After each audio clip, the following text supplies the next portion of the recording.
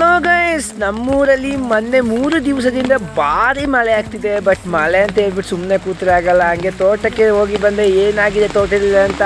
ತುಂಬ ನಷ್ಟ ಆಗಿದೆ ಗೈಸ್.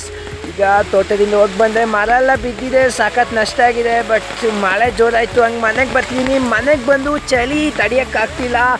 ನಮ್ಮ ಕೊಡಗಿನ ಕರಿ ಕಾಫಿ ಮಾಡಿ ಕುಡಿಯುವ ಹೆಂಗೆ ಮಾಡೋದು ಬನ್ನಿ ಗೈಸ್. ಇವಾಗ ಕಾಫಿ ಕಾಸಕ್ಕೆ ರೆಡಿ ಮಾಡುವ ಕರಿ ಕಾಫಿ ಕೊಡಗಿನ.